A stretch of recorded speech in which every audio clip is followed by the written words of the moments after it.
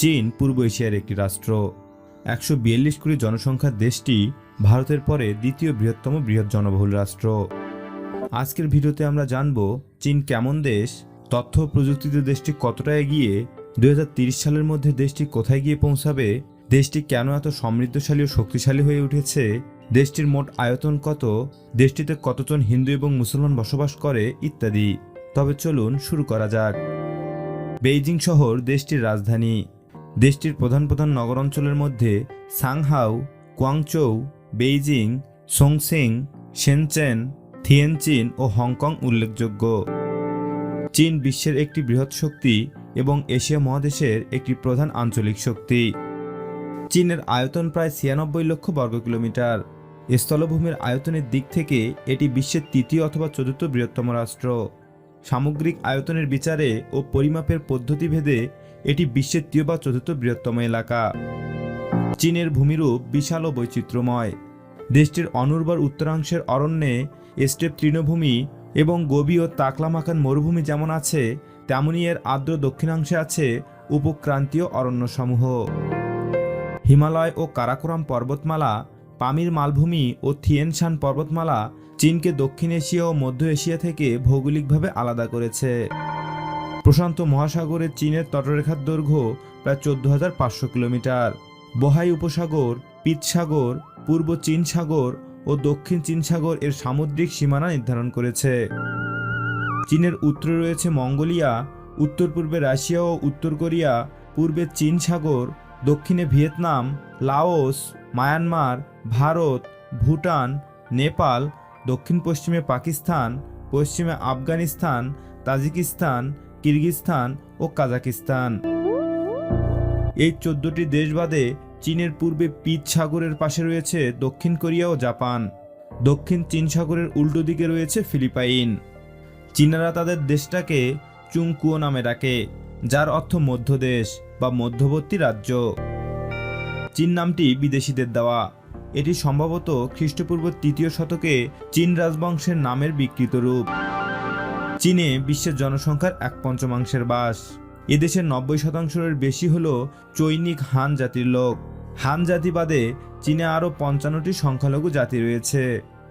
এদের মধ্যে আছে তিব্বতী, মঙ্গোল, ইউঘুর, সুয়াং, মিয়াও, এবং আরও অনেক ছোট ছোট জাতি।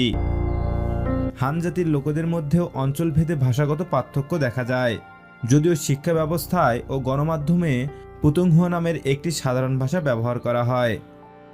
আঞ্চলিক কথ্য ভাষাগুলি প্রায়শই পরস্পর মনয়, তবে চিত্রলিপিভিত্তিক লিখন পদ্ধতি ব্যবহার করে বলে সব চীন উপভাষায় একইভাবে লেখা যায়।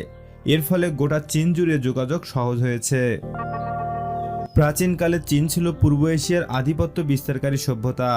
এই অঞ্চলের অন্যান্য সভ্যতাগুলি যেমন জাপানি, কোরীয়, তিব্বতী, ভিয়েতনামীয় এদের সবাইকে চীন প্রভাবিত করেছিল।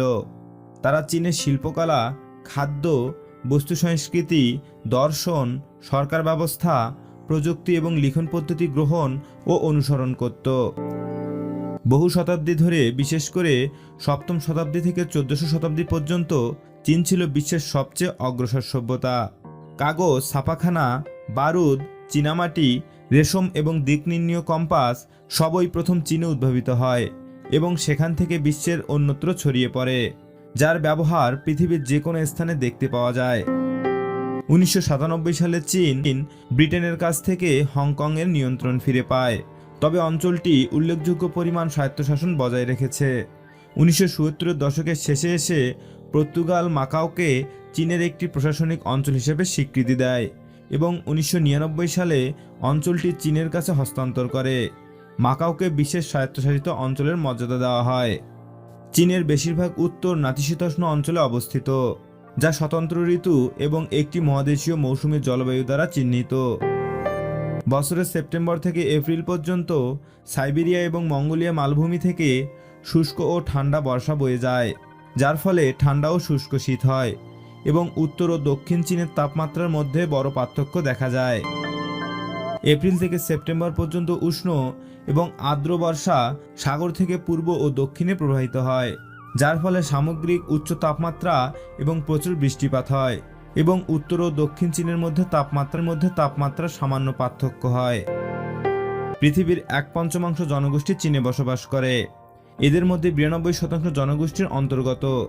এছাড়াও চীনে আরও 55 জনগোষ্ঠীর লোক বসবাস করে। জুলাই 2006 হিসাব অনুযায়ী চীনের মোট জনসংখ্যা হবে 131,39,73,713 জন। এদের 20.8%-এরও বয়স 14 বছরের নিচে, 71.4%-এর বয়স 15 থেকে 64 বছরের মধ্যে এবং 7.7%-এর বয়স 65 এর উপরে। 2006 সালে চীনের জনসংখ্যা বৃদ্ধির হার ছিল 0.59%।